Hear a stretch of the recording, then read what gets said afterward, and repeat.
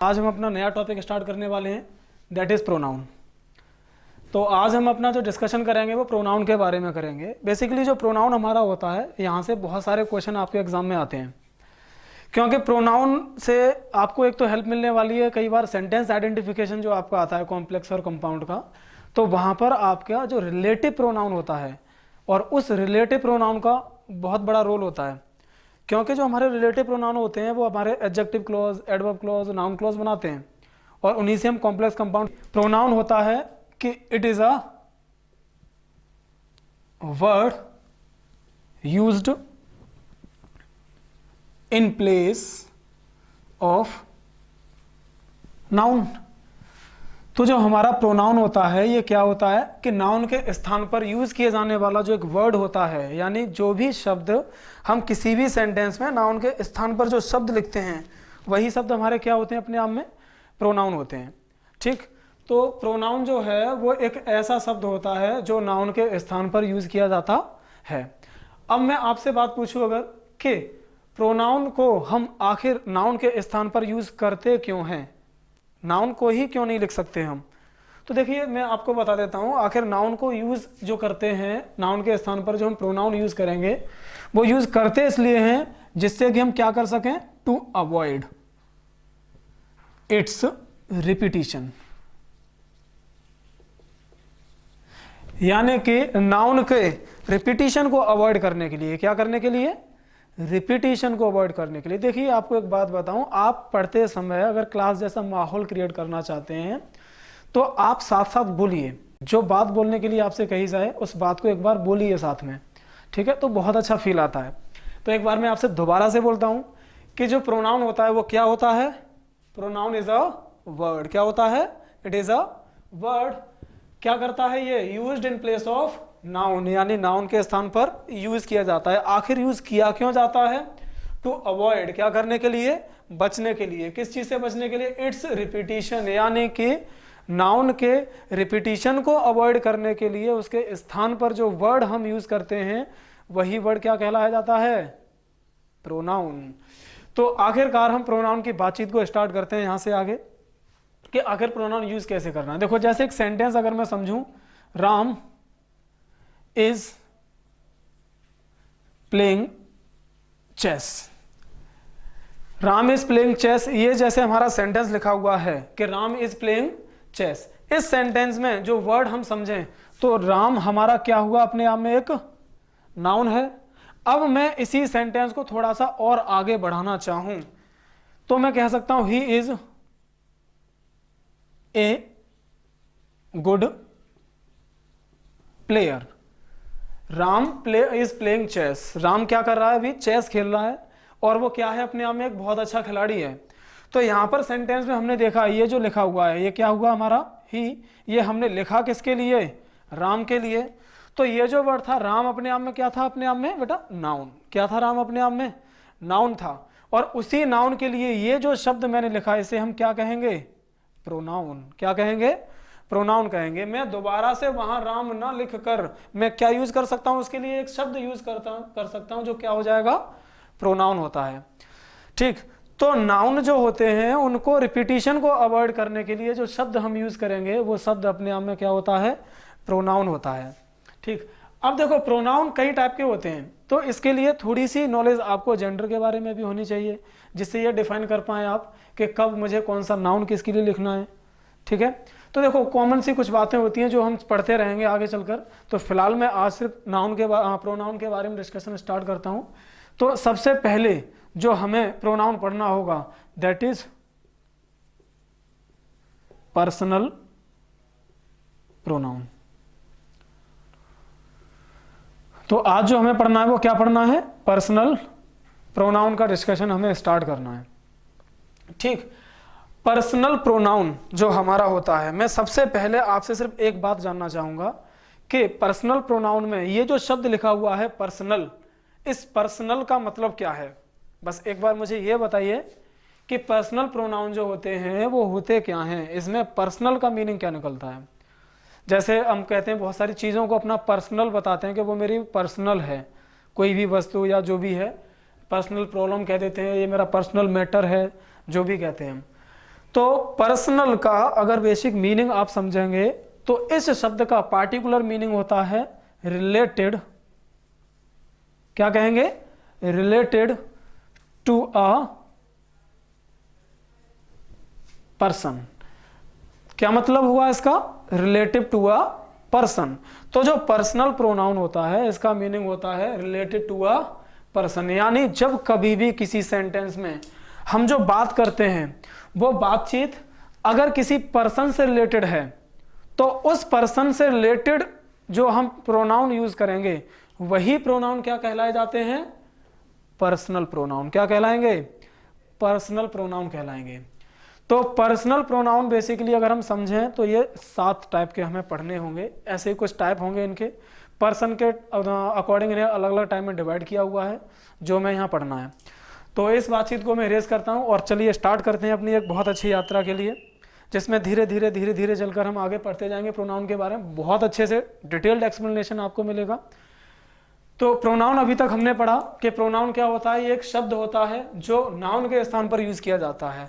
आखिर क्या वजह होती है यूज करने की, टू अवॉइड, यानी दूर करने के लिए, बचने के लिए, या नाउन के रिपीटिशन को बार बार ना करके मैं क्या यूज कर लेता हूं, एक प्रोनाउन यूज कर लेता हूं। तो इसी के यूजेस को आगे स्टार्ट करते हैं। आज हम पर्सनल प्रोनाउन के बारे में, किसके बारे में, पर्सनल प्रोनाउन के बारे में आज हमें डिस्कशन स्टार्ट करना है।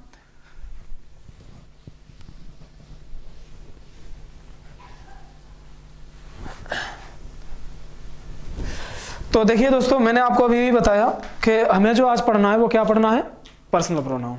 ठीक है, तो मैं पर्सनल प्रोनाउन समझाता हूं आपको। पर्सनल प्रोनाउन, इसमें हमने समझा कि पर्सनल प्रोनाउन में जो पर्सनल वर्ड होता है इसका जो मीनिंग निकलता है वो निकलता है रिलेटेड टू अ पर्सन, यानी किसी भी व्यक्ति से संबंधित या किसी भी व्यक्ति से जुड़ा हुआ जो होता है वो अपने आप में पर्सनल प्रोनाउन होता है। ठीक, अगर पर्सनल प्रोनाउन को देखोगे तो ये पर्सन के अकॉर्डिंग कैटेगराइज किए गए हैं 3 चीजों में। कितनी में किए गए हैं, 3 चीजों में, जिसमें एक जो हम फर्स्ट पर्सन पढ़ेंगे सबसे पहले, फर्स्ट पर्सन। एक कैटेगरी हमारी क्या हुई, फर्स्ट पर्सन।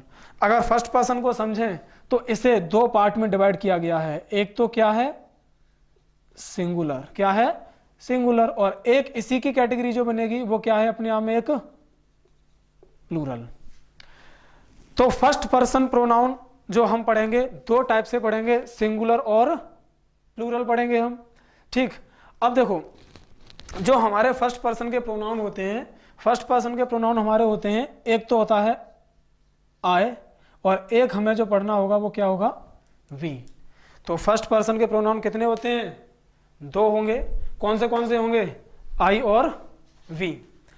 अब इन आई और वी में आई हमारा कैसा होता है, सिंगुलर, कैसा होता है, सिंगुलर होता है, और वी जो है वी हमारा कैसा होता है, प्लूरल होता है।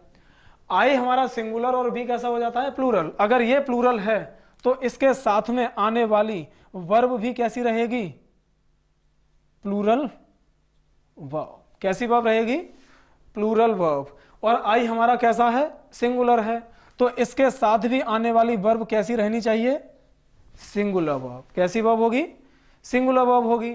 लेकिन कुछ कैटेगरी ऐसी होंगी जहां पर इसके साथ में सिंगुलर वर्ब यूज ना करके हम प्लूरल वर्ब का यूज करते हैं, जिसमें एक हम पढ़ेंगे प्रेजेंट इंडेफिनिट और परफेक्ट।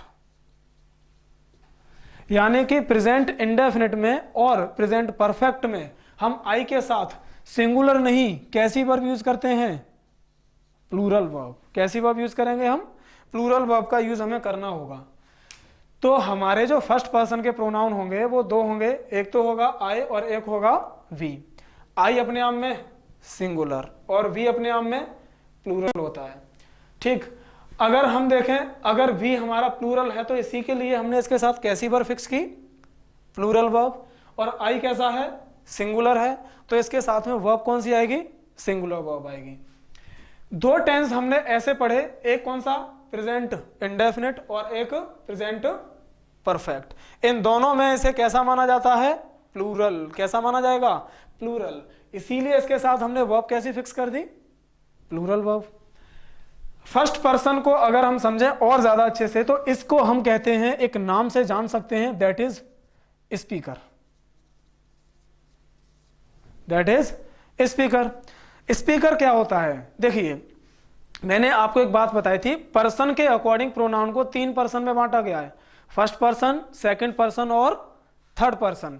फर्स्ट पर्सन अपने आप में क्या कहलाएगा? स्पीकर। तो फिर सेकंड पर्सन अपने आप में क्या कहलाएगा?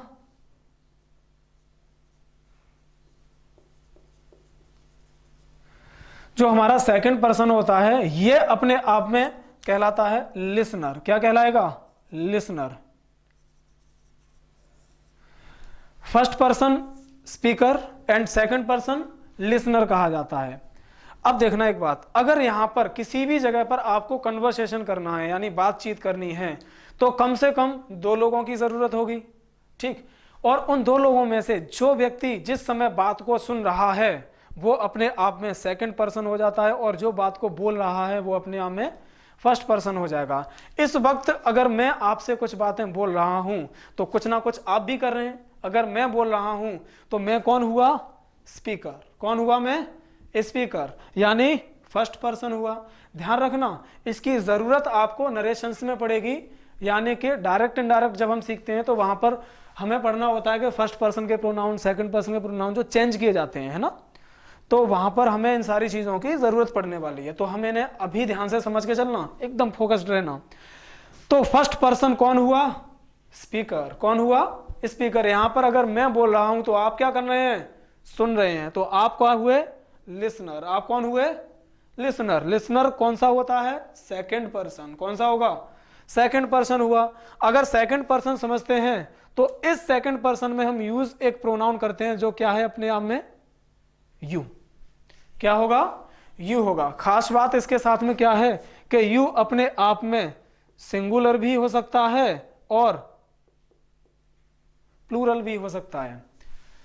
जो हमारा यू होता है ये अपने आप में सिंगुलर भी होता है और प्लूरल भी होता है, लेकिन ये कभी पता नहीं चल पाता, इसीलिए हम इसे हमेशा ही लैंग्वेज में क्या मान के चलते हैं? प्लूरल। और प्लूरल अगर मान के चलते हैं तो इसके साथ में हमने कौन सी वर्ब फिक्स कर दी? Plural verb. एक कंडीशन ऐसी होगी जहां पर यह क्लियर हो जाता है कि यू सिंगुलर है या प्लूरल है, जो हम आगे पढ़ लेंगे, ठीक है। तो एक पर्सन हमारा फर्स्ट जिसमें हम क्या पढ़ेंगे? आई और वी के बारे में। एक पर्सन हमारा सेकंड जिसमें हम यू पढ़ेंगे। यू अपने आप में सिंगुलर भी हो सकता है और प्लूरल भी हो सकता है, लेकिन वर्ब इसके साथ हमेशा कौन सी आने वाली है? Plural verb. नेक्स्ट एक प्रोनाउन जो हम पढ़ना होगा दैट इज थर्ड पर्सन। अगर मैं बोल रहा हूं तो मैं स्पीकर, आप सुन रहे हैं, आप लिसनर, लेकिन इस कन्वर्सेशन के दौरान जो पार्टिसिपेट नहीं कर रहा है वो अपने आप में कौन सा पर्सन? थर्ड पर्सन होगा। और थर्ड पर्सन को जो हम कहेंगे, हम कहते हैं नॉन एक्टिव। क्या कहेंगे? Non active. सॉरी। तो देखो हमारे जो प्रोनाउन होंगे वो 3 पर्सन में होंगे, फर्स्ट पर्सन, सेकंड पर्सन और थर्ड पर्सन। फर्स्ट पर्सन में आई और वी, आई सिंगुलर और आई का प्लूरल क्या बनेगा? वी। यू अपने आप में कैसा होता है? सिंगुलर और प्लूरल दोनों हो जाता है। वहीं पर जो थर्ड पर्सन होगा, ध्यान से समझना, थर्ड पर्सन में हमें जो पढ़ना होगा, एक हम पढ़ेंगे ही, क्या बोलेंगे? ही, एक शी और इट। तो थर्ड पर्सन के जो प्रोनाउन होंगे, थर्ड पर्सन के प्रोनाउन में 2 प्रोनाउन हमें पढ़ने होंगे, ही, शी और इट। अब ये जो ही, शी, इट होते हैं ये तीनों के तीनों थर्ड पर्सन होते हैं और इन तीनों को हम क्या कहते हैं? सिंगुलर। क्या कहेंगे? सिंगुलर। और अगर ये सिंगुलर होंगे तो इनके साथ आने वाली वर्ब भी हमने कैसी फिक्स कर दी? Singular verb. कैसी वर्ब आएगी? सिंगुलर वर्ब आएगी। अगर इन तीनों का आपको प्लूरल बनाना पड़े, अगर इन तीनों के तीनों प्रोनाउन का आपको प्लूरल की जरूरत पड़ेगी तो इनका प्लूरल जो हमारे सामने आया वो क्या होगा बेटा? दे। क्या होगा? दे।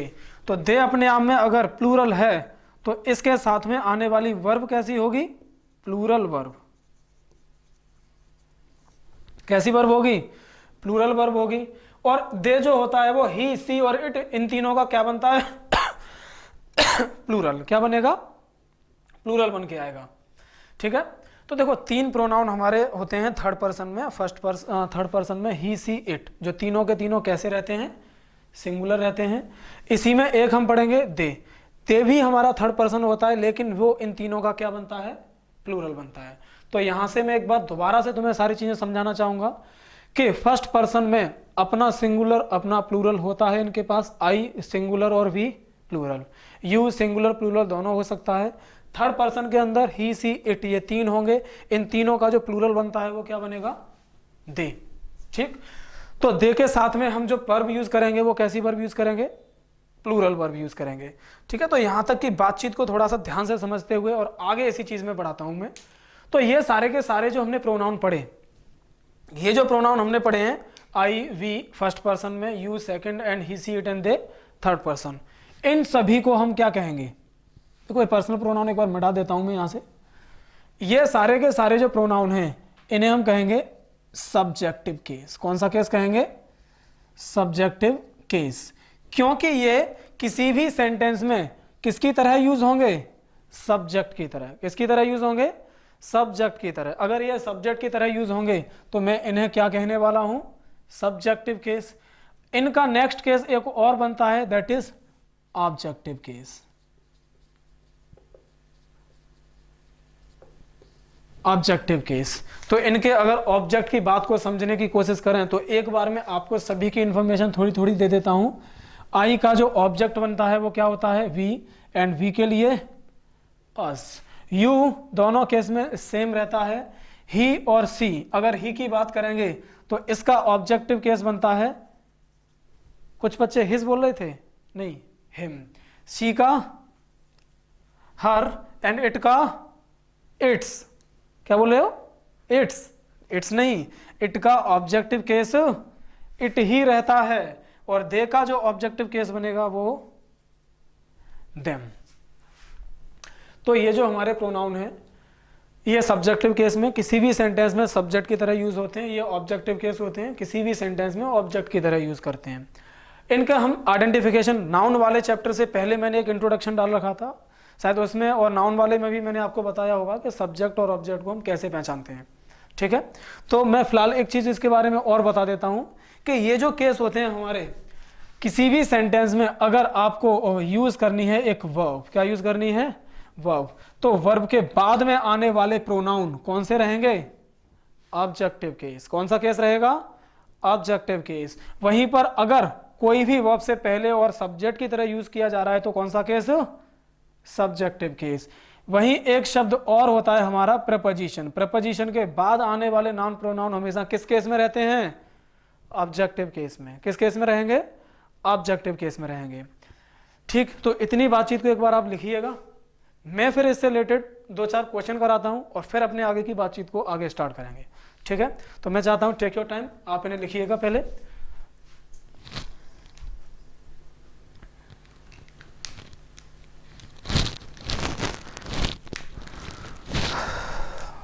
तो मुझे लगता है आप सभी बच्चों ने इसे वीडियो को पॉज करके आराम से आप लिख सकते हैं इसे। ठीक है, और फिर मैं इसको इरेज करके आगे की बात।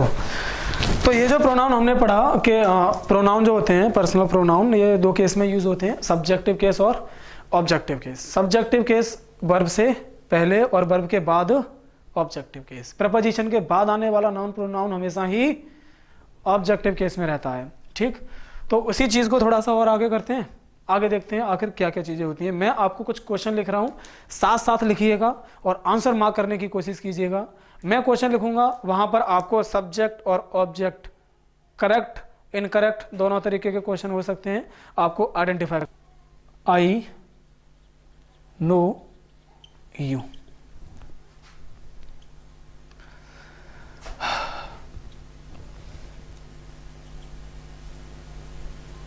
Between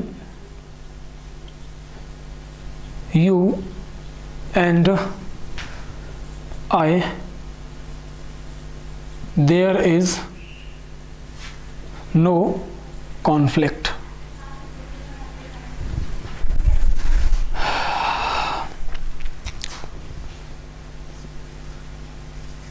the teacher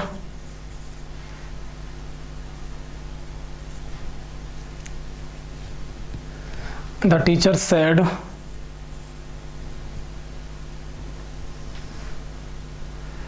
let the boys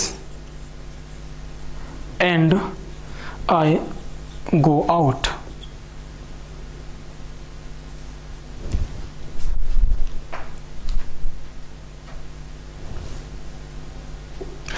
आगे देखते हैं।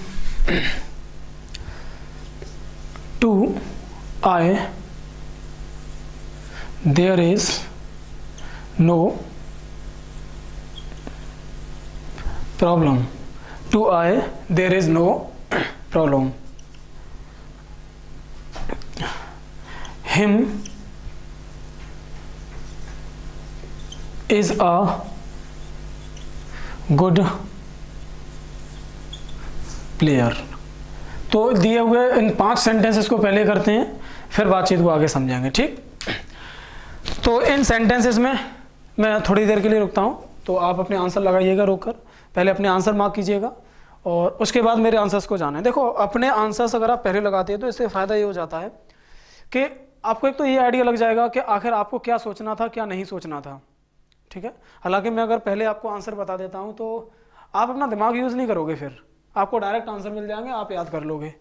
हो सकता है बहुत सारे बच्चों को ये सारी चीज़ें आती हों, लेकिन कुछ बच्चे ऐसे भी होते हैं जिन्हें नहीं आता है। तो मैं चाहता हूँ इसीलिए कि आप खुद के अंदर वो सोच डेवलप कीजिए, जैसे आप खुद डिसाइड कर पाएँ, क्योंकि एग्जाम में आपके पास कोई सपोर्ट नहीं होगा, आपको खुद करना है, खुद सोचना है। तो मैं चाहता हूँ कि आप उस एबिलिटी को बढ़ाइए, just try to increase that thinking process, okay. तो जस्ट डू दैट। आपने आंसर लगाए होंगे, मैं आगे बातचीत को स्टार्ट करता हूँ। देखो इस लिखे हुए सेंटेंस में अगर देखें तो नो अपने आप में क्या है, एक वर्ब। क्या है ये? अपने आप में वर्ब है, और वर्ब के बाद हमेशा कौन सा केस आता है? ऑब्जेक्टिव केस, और वर्ब से पहले कौन सा केस? Subjective case. तो इस बातचीत को समझने की कोशिश करें तो आई अपने आप में कौन सा केस है? सब्जेक्टिव केस है। तो इस हिसाब से यू हमने पढ़ा था सब्जेक्ट और ऑब्जेक्ट में सेम रहता है, इसीलिए ये फिलहाल कौन सा केस होगा? ऑब्जेक्टिव केस होगा। नेक्स्ट सेंटेंस में आपने आंसर अपना जरूर लगाया होगा, मैं बातचीत को आगे समझता हूं। लिखा हुआ शब्द अपने आप में एक प्रपोजिशन होता है। क्या होता है? प्रपोजिशन। हमने ये बात पढ़ी हुई थी कि प्रपोजिशन के बाद कौन सा केस? Objective case. बोल नहीं रहे हो? कौन सा केस? Objective case. अगर ऑब्जेक्टिव केस आएगा तो इस हिसाब से यू अपने आप में कौन सा केस हुआ? Objective case. लिखे हुए शब्द को समझें तो ये अपने आप में क्या होता है? कंजंक्शन। क्या होता है? कंजंक्शन। और ये कोऑर्डिनेटिंग कंजंक्शन है जो सिमिलर पार्ट्स ऑफ स्पीच को जोड़ने का काम करता है। अगर ये ऑब्जेक्ट है तो बाद में आने वाला वर्ड भी इसके लिए क्या होना चाहिए? ऑब्जेक्ट होना चाहिए। तो इसीलिए मैंने आई को हटाकर क्या कर दिया? मी, क्योंकि मी अपने आप में कौन सा केस है? सब्जेक्टिव। क्या कहा? नहीं नहीं नहीं, ऑब्जेक्टिव केस। कौन सा केस है? Objective case. नेक्स्ट क्वेश्चन को अगर हम रीड करें, द टीचर सेड, यानी टीचर ने कहा। क्या कहा? लेट। लेट को समझें तो लेट का मीनिंग होता है टू अलाउ। क्या मीनिंग होता है? टू अलाउ, या रिक्वेस्ट करने के लिए भी आता है कई बार। तो लेट द बॉयज, यानी लड़कों को और मुझे बाहर जाने दो। तो ये अगर वर्ब हुआ तो आने वाला केस मुझे क्या करना पड़ेगा? मी। वहीं पर बातचीत को देखते हैं आगे। इस सेंटेंस में ये अपने आप में क्या हुआ? एक प्रपोजिशन, और उसके बाद आने वाले शब्द ऑब्जेक्टिव केस। तो मैंने आई को हटाकर क्या किया? मी। अगला सेंटेंस देखेंगे, ये हमारी क्या हुई? वर्ब। वर्ब से पहले जो भी उसका सब्जेक्ट रहेगा वो कौन सा केस? Subjective case. अगर सब्जेक्टिव केस होगा तो हिम नहीं, ही। आगे देखता हूं मैं अगर, तो ये जो जानकारी दी जा रही है अ गुड प्लेयर, ये जानकारी किसकी है? ही की। ये जानकारी किसकी है? ही की। तो क्या ये ऑब्जेक्ट है या कॉम्प्लीमेंट? क्या होगा? कॉम्प्लीमेंट। ये जो लिखा हुआ शब्द है ये अपने आप में क्या है? एक कॉम्प्लीमेंट है। अब ये जो कॉम्प्लीमेंट है, तो कॉम्प्लीमेंट जो होते हैं वो किसी सब्जेक्ट की या किसी ऑब्जेक्ट की जानकारी को कंप्लीट करते हैं। क्या करते हैं? कंप्लीट करते हैं। तो ये जो लिखा हुआ प्लेयर है ये किसकी जानकारी पूरी कर रहा है? ही की। ही की जानकारी कौन पूरी कर रहा है? ये। तो इस केस को हम क्या कहेंगे फिर, सब्जेक्ट कॉम्प्लीमेंट। क्या कहेंगे, सब्जेक्ट कॉम्प्लीमेंट। ठीक, तो इसी बातचीत को मैं थोड़ा सा और समझाता हूं। आखिर सब्जेक्ट कॉम्प्लीमेंट ये तो नाउन था, अगर मैं प्लेयर की जगह पर कोई प्रोनाउन लिखना चाहूं तो ही लिखूंगा या हिम, यही बातचीत हमें समझनी होगी। मैं इन क्वेश्चंस को इरेज करके ये बात तो मैं समझाता हूं आखिर क्या हमें यूज करना पड़ जाएगा। तो मैं इसे इरेज करता हूं, लिख लीजिएगा इन्हें पॉज करके। ठीक,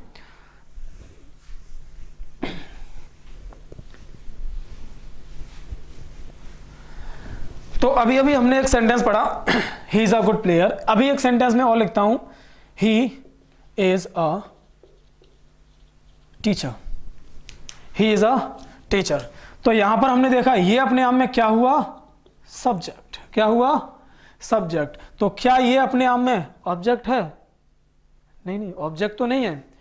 ये जो लिखा हुआ शब्द है ये क्या कर रहा है, इस ही की जानकारी को कंप्लीट कर रहा है। क्या कर रहा है, इस ही की जानकारी को दे रहा है। तो ये जो ही की जानकारी को पूरा कर रहा है इसे हम क्या कहेंगे, सब्जेक्ट कॉम्प्लीमेंट। क्या कहेंगे, सब्जेक्ट कॉम्प्लीमेंट। ध्यान रखना यहां से कई बार बहुत सारे क्वेश्चन पूछे जाते हैं, तो रटने की जरूरत नहीं है। यहां से क्वेश्चन जो पूछे जाते हैं वो कैसे क्वेश्चन पूछे जाते हैं इसे समझते हैं। अगर मैं टीचर के लिए प्रोनाउन यूज करूं तो क्या यूज करूं, ही या हिम। क्वेश्चन आते हैं यहां से, कंडीशनल सेंटेंस में भी आते हैं, कंडीशनल सेंटेंस में भी आते हैं और यहां से भी आते हैं। मैं एक बहुत कॉमन सेंटेंस है जो बहुत बार बच्चे पूछते हैं, इट इज आई या it is me. It is I या इट इज मी, क्या कहना सही होगा आपके हिसाब से? अगर मैं बातचीत को समझूं ढंग से तो ये हमारा क्या हुआ, इसका सब्जेक्ट। क्या हुआ, सब्जेक्ट। ये क्या हुई, वर्ब। ये सब्जेक्ट हो गया और ये इसके लिए क्या हो गई, वर्ब। तो ये जो जानकारी पूरी कर रहा है ये इस की जानकारी पूरी कर रहा है। अगर मैं इस पार्ट को यहां से हटा दूं, मैं अगर इतने पार्ट को हटा दूं तो क्या सेंटेंस होगा, जी नहीं, सेंटेंस तो नहीं हो सकता। तो ये जो लिखा हुआ शब्द है ये क्या कर रहा है, इसकी जानकारी को कंप्लीट कर रहा है। तो ये ऐसे क्या बन गया अपने आप में, ये एक कॉम्प्लीमेंट। क्या बन गया, कॉम्प्लीमेंट। अब ये जानकारी किसकी कर रहा है पूरी, इस सब्जेक्ट की, तो इसे हम क्या कहेंगे, सब्जेक्ट कॉम्प्लीमेंट। अगर ये सब्जेक्ट कॉम्प्लीमेंट होगा तो सब्जेक्टिव केस में रहेगा। किस केस में रहेगा, सब्जेक्टिव केस में। तो एक बातचीत को ध्यान रखेंगे यहां से कि कई बार ऐसा होता है कि ऑब्जेक्ट की जगह पर लिखा हुआ शब्द, किसकी जगह पर, ऑब्जेक्ट की जगह पर लिखा हुआ शब्द क्या करता है, सब्जेक्ट की जानकारी को कंप्लीट करता है। क्या करता है, सब्जेक्ट की जानकारी को कंप्लीट करता है। उसे हम क्या कहते हैं, सब्जेक्ट कॉम्प्लीमेंट। क्या कहेंगे, सब्जेक्ट कॉम्प्लीमेंट। और अगर वो सब्जेक्ट कॉम्प्लीमेंट होगा तो किस केस में रहेगा बच्चों, सब्जेक्टिव केस। किस केस में, सब्जेक्टिव केस में रहेगा। तो इसीलिए मैंने मी को हटाकर क्या किया, आए। इसी तरीके से ऊपर वाले सेंटेंस में देखें, हालांकि मैं वहां पर यूज तो नहीं कर सकता हिम या ही, लेकिन अगर मुझे लगाना पड़ेगा कोई प्रोनाउन तो अपने आप में सब्जेक्टिव केस में रहा होगा। एक बात और समझते हैं, कुछ सेंटेंस शायद आपने लिखे देखे होंगे, इफ आई वर ही या हिम आई वुड बीट।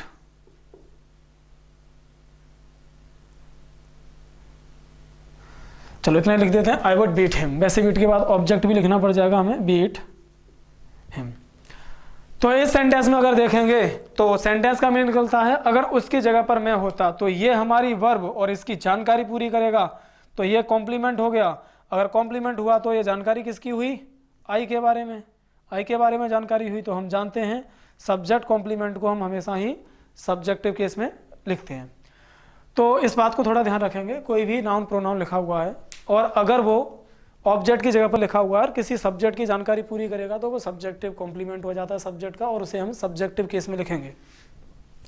इसी तरीके से ऑब्जेक्ट के कॉम्प्लीमेंट भी हो सकते हैं, ध्यान रखेंगे। इसी तरीके से जो कॉम्प्लीमेंट होते हैं वो ऑब्जेक्ट के भी होते हैं। जैसे एक सेंटेंस से समझते हैं, we elected him our captain. हालांकि यहाँ से क्वेश्चन नहीं बनते हैं, लेकिन good to know. We elected him our captain, ये जो हमारा सेंटेंस लिखा हुआ है, we elected him our captain, तो यहाँ पर अगर ध्यान से समझने की कोशिश करें तो हमने क्या किया, उसे अपना कैप्टन बना दिया। ठीक, अब ये जो जानकारी है अवर कैप्टन, ये किसके बारे में है, वी के बारे में या हिम के बारे में? क्या कहा, हम तो कैप्टन नहीं है, कैप्टन कौन है, वो, हमने उसे कैप्टन बना दिया। तो ये जो जानकारी हुई, ये जानकारी किसकी हुई, वी के बारे में तो नहीं हुई, तो ये बी का कॉम्प्लीमेंट नहीं होगा, ये इसका क्या बन जाएगा, कॉम्प्लीमेंट। अब ये लिखा हुआ शब्द सेंटेंस में क्या है, अपने आप में एक ऑब्जेक्ट। क्या है ये, ऑब्जेक्ट है। अगर ये ऑब्जेक्ट है तो लिखा हुआ शब्द अपने आप में क्या हुआ, फिर ऑब्जेक्ट कॉम्प्लीमेंट। तो इस बात को थोड़ा ध्यान रखेंगे आप कि कभी भी सेंटेंस तुम्हें लिखे मिलते हैं और वो सेंटेंस के अंदर सब्जेक्ट के और ऑब्जेक्ट कैसे पहचानना है। अगर सब्जेक्ट है कोई तो सब्जेक्टिव केस में रहेगा, ऑब्जेक्ट है तो ऑब्जेक्टिव केस में रहेगा। कई बार हमने एक चीज़ इसमें यह भी देखी कि ऑब्जेक्ट की जगह पर कुछ शब्द ऐसे लिखे होते हैं जो ऑब्जेक्टिव केस नहीं, सब्जेक्ट की जानकारी को पूरा करते हैं। क्या करते हैं, सब्जेक्ट की जानकारी को पूरा करते हैं, और सब्जेक्ट की जानकारी को पूरा करते हैं, इसीलिए हम उन्हें क्या कहते हैं, सब्जेक्ट कॉम्प्लीमेंट। क्या कहेंगे, सब्जेक्ट कॉम्प्लीमेंट कहेंगे। ठीक है, अगर वो सब्जेक्ट कॉम्प्लीमेंट होंगे तो किस केस में रहेंगे, फिर वो सब्जेक्टिव केस में रहेंगे।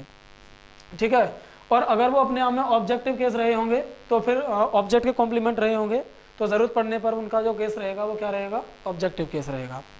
ठीक है, तो हमारे जो प्रोनाउन का ये बेसिक सा इंट्रोडक्शन है, इसी में और भी हमारे जो केसेस होंगे कुछ जो हमें आगे पढ़ने होंगे। ठीक है, तो ये हमने आज जो पढ़ा वो पर्सनल प्रोनाउन पढ़ा। पर्सनल प्रोनाउन में हमने केस पढ़े कि पर्सन के अकॉर्डिंग इन्हें कितनी कैटेगरी में बांटा गया है, 3 में, फर्स्ट पर्सन, सेकंड पर्सन और थर्ड पर्सन। फर्स्ट पर्सन अपने आप में क्या होता है, आई और वी, सेकंड पर्सन यू, और बाकी जो ही सी इट थर्ड पर्सन में आते हैं और दे। इसी में जो हमने देखा था ये कि आई और वी अपने आप में सिंगुलर प्लूरल दोनों हो जाते हैं, वी प्लूरल और आई सिंगुलर, इन्हें हम कहते हैं स्पीकर। क्या कहते हैं, स्पीकर। नेक्स्ट होता है हमारा यू, जिसे हम कहते हैं लिसनर, और नॉन एक्टिव जो पार्टिसिपेट नहीं कर रहा है उसे कहते हैं थर्ड पर्सन। यू अपने आप में सिंगुलर प्लूरल होता है, इसीलिए इसके साथ वर्ब हमेशा प्लूरल आती है। ही सी इट 3 शब्द हमने पढ़े, इन तीनों के साथ जो आने वाली वर्ब होगी वो कैसी होगी, ही सी इट के साथ ये सिंगुलर होते हैं तो वर्ब कैसी होगी, सिंगुलर वर्ब होगी। ठीक है, और साथ ही साथ इन तीनों का जो प्लूरल हम बनाते हैं वो क्या बनाते हैं, दे। क्या बनाते हैं, दे। दे अपने आप में प्लूरल होता है तो इसीलिए इसके साथ में आने वाली वर्ब कैसी रहेगी, प्लूरल वर्ब रहेगी। ठीक है, तो हमारी जो बातचीत होगी वो यहीं तक होगी आज के लिए, और बाकी चीज़ें होंगी तो नेक्स्ट वीडियो में हम इनके बारे में डिस्कस करेंगे, जो प्रोनाउन से ही रिलेटेड रहेंगी हमारी।